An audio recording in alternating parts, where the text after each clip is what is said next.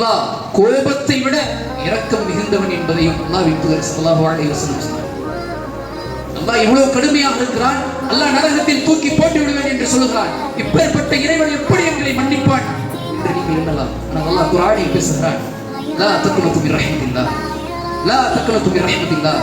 அல்லாஹ்வின் ரஹ்மாவில் ஒருபோதும் நம்பிக்கை இழந்து விடாதே, அல்லாஹ்வின் கருணையில் ஒருபோதும் நம்பிக்கை இழந்து விடாதே நடிகாரே. அல்லாஹ் பேசுகிறான். அல்லாஹ் கோபம் கொள்வான் தான், அல்லாஹ்க்கு பிடிக்காத செயலை தண்டிக்க வேண்டும் என்று எண்ணுவான் தான். ஆனால் அதை விட பல மடங்கு தன் அடியார்களை மன்னித்து அரவணைத்துக்க இருக்கிறார். அல்லாஹ்வின் தூதர் ஸல்லல்லாஹு அலைஹி வஸல்லம் சொன்னார். பல செய்திகள் இருக்கிறது. அதில் முதன்மையாக ஒரு குர்ஆன் வாசகத்தை பார்ப்போம். அல்லாஹ் குர்ஆனில் பேசுகிறார், இல்லா மன் தாப வ ஆமன வ அமில அமலன் ஸாலிஹா. யார் இறை நம்பிக்கை கொண்டு நல்லறங்கள் செய்கிறார்களோ, நல்லறங்களை புரிகிறார்களோ, அல்லாஹ்விடம் பாவ மன்னிப்பை தேடுகிறார்களோ, ஃபஉலாயிக யுபத்திலுல்லாஹு ஸய்யிஆத்திஹிம் ஹஸனா. மாபெரும் வார்த்தை. அல்லாஹ் திருமறையில் பேசுகிறான். மாபெரும் வார்த்தை.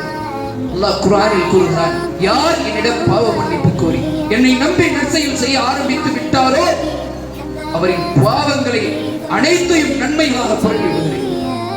இவ்வளவு பெரிய வார்த்தை.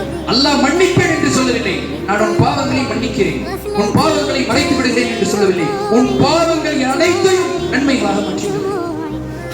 இவ்வளவு பெரிய கருணை இருக்கிறது. நீ எத்தனையோ பாவங்கள் செய்திருப்பாய், இரவில் பாவம் செய்திருப்பாய், பகலில் பாவம் செய்திருப்பாய், ஒவ்வொரு நேரத்திலும் பல நாட்களில் பல பாவங்களை புரிந்திருப்பாய். அந்த பாவங்கள் அனைத்தையும் நன்மையாக மாற்றிவிடுகிறேன். கவலைப்படாது. என்னிடம் பாவ மன்னிப்பு தேடிவிட்டாயா, என்னிடத்தில் தௌபாவை தேடிவிட்டாயா, உனக்கு பாவ மன்னிப்பு நான் விடுகிறேன். கோபம் மிகுந்த செயலாளர்கள் மன்னிப்பை தருகிறேன் என்று இறைவன் பேசுகிறார். பெரிய கருணை மிக்கவனாக இருப்பான்.